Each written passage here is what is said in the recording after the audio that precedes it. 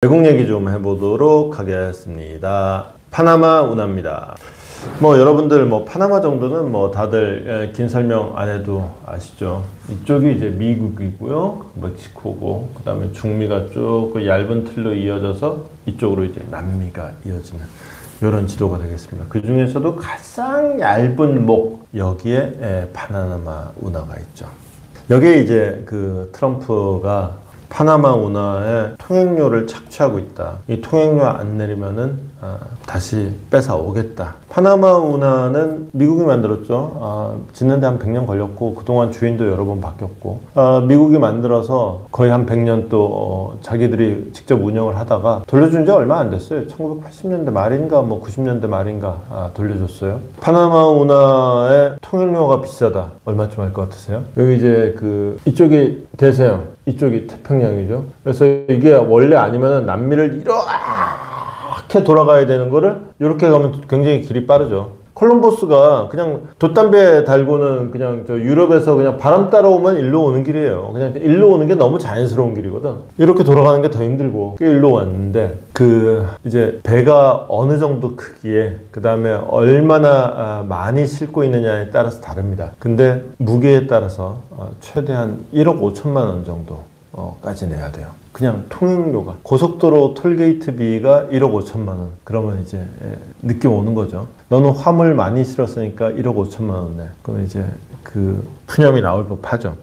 파나마 운하를 가서 본 적이 있었는데 생각보다 이게 파나마 운하는 좀 이게 계단식으로 돼 있잖아요. 그래서 배가 들어가고 물이 차서 이쪽 도크하고 수면을 높이를 맞춘 다음에 또 넘어가고 그래서 사실은 제가 그거를 촬영을 하러 갔었는데 너무 느리게 가가지고 나중에 고속 편집을 했어야 되는 그런 애로가 있을 정도로 속도가 생각보다 빠르지는 않아요. 근데 그러다 보니까 여기 이제 지나가려고 배들이 막 줄 서 있고 그래요. 자, 그런데 미국이 왜 이런 얘기를 했느냐. 당연히 통행료가 비싸죠. 몇 억 하니까 비싸는 건 맞는데 지금까지 잘 있다가 트럼프는 왜 이러냐. 중국이에요. 중국이 2010년대까지 파나마하고 국교도 안 맺었어요. 근데 국교를 맺음과 동시에 우다다다다다다다 달려나갑니다. 교역량도 어마무시하게 늘어났고요. 그 다음에 파나마에 인프라 투자를 합니다. 파나마에 인프라가 뭐가 있어요? 파나마 운하가 있어요. 그러니까 파나마 운하 그러면 별거 아닌 것 같죠? 그냥 길 하나 쭉 내가지고는 수문만 여닫으면 되는 거예요. 수문 여닫는 게 이게 일이고 거기에 딸린 장비 많고 근데 이거는 때때로 유지 보수 안 해주면 안 되고 그 다음에 이게 기본적으로 100년 전에 만든 거라 100년 전 기술이니까 이걸 또 현대화시키는 업그레이드가 꾸준히 필요하고 이게 다 돈이에요. 중국이 그거 내가 돈 대줄게. 실질적으로 미국이 만들었지만 이제 중국이 유지보수하면서 중국 운하가 돼가고 있더라. 근데 이게 이렇게 돈 낳는 오리알이야? 중국이 이게 중국 손아귀에 들어가면 안 되는 이유는 파나마 운하를 통과하는 물동량을 보면은 1등이 미국, 2등이 중국, 3등이 일본, 4등이 한국이에요. 한국이 4등이에요. 근데 양으로 보면은 차이가 많이 나요. 1등이 1억 5천만 톤, 2등이 중국인데 4,500만 톤. 1등하고 2등인데 3배가 넘어요. 한국은 4등인데 1,900만 톤. 중국의 반도 안 돼요. 하여튼 말이 좋아 1등, 2등, 3등, 4등이지 차이는 굉장히 커요. 어쨌거나 얘네 다 2, 3, 4등 다 합쳐도 얘가 안 돼요. 미국 하나가 안 돼요. 근데 미국이 이렇게 파나마 운하를 많이 이용하는데 중국 손아귀에 그 운하가 들어간다? 생각만 해도 끔찍한 상황이지. 그래서 트럼프의 본심이 이게 비싸다가 아니라 트럼프는 이렇게 얘기를 합니다. 파나마 운하는 미국 경제와 국가 안보에 매우 중요한 자산이다. 결코 다른 잘못된 이의 손에 넘어가게 두지 않아. 그냥 단순히 이게 통행료 비싼 게 목적이 아니라 다른 잘못된 이게 중국 손에 넘어가는 게 이게 걱정이다. 트럼프가 대통령이 되는 과정에서 가장 강조했던 거는 첫 번째도 불법移民이요, 두 번째도 불법移民. 근데 대통령에 딱 당선된 다음에는 첫 번째도 중국이요, 두 번째도 중국이에요. 트럼프가 하는 모든 얘기는 다 중국으로 귀결됩니다. 심지어 북한 문제도 중국을 다루는 문제의 하나로 북한 문제를 다룰 거예요. 왜 이렇게 긴장하느냐. 중국이 명목상으로는 이렇게 대놓고 파나마 운하를 먹으려고 그러면 미국이 반발할 게 너무 뻔하니까 본인들이 직접 손은 안 돼요. 근데 간접적으로 홍콩 기업을 딱 내세워가지고는 파나마 쪽에 돈을 어마무시하게 들여놨어요. 그래 놓으니까 이제 그 파나마 쪽에다가 지속적으로 영향력을 행사할 수 있는 거죠. 이게 진짜 1대1로 사업 같은 그 어마무시한 거예요.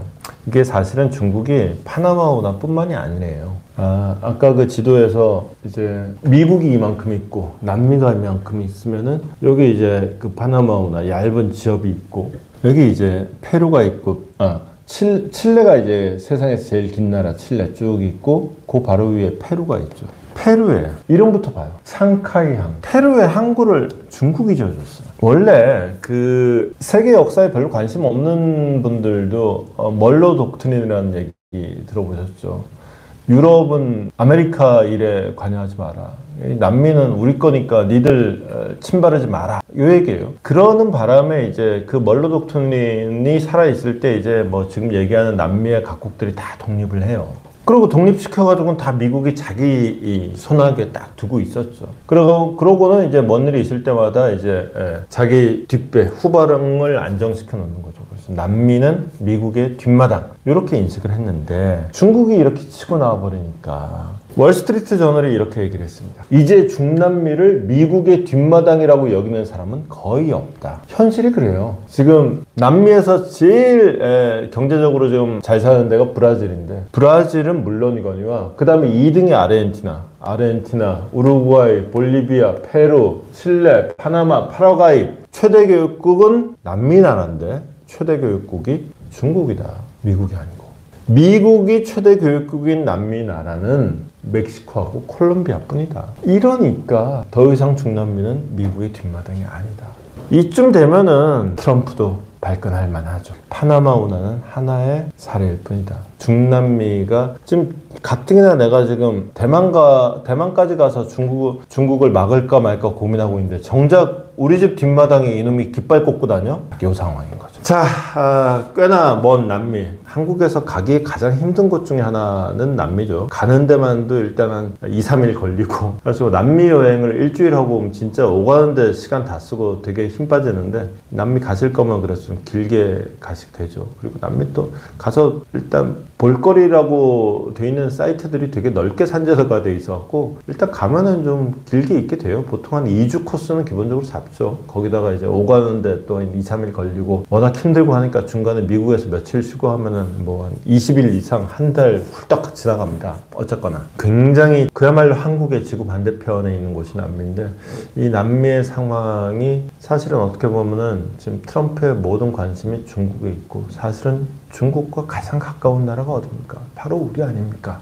그 점에서 남미 일이 이게 남의 일이 아니다. 트럼프가 남미를 대하는 것, 이게 중국과의 관계 때문이고 중국을 겨냥할 때 한국이라는 걸 빼놓고 볼 수 없기 때문에 우리가 어떤 선택을 해야 되는지를 보여주는 하나의 지표일 수도 있겠다 싶은 점에서 꽤나 머나먼 남의 나라 얘기를 꽤나 길게 대신에 저 딴에는 꽤나 흥미롭게 전달해 드리도록 애썼습니다.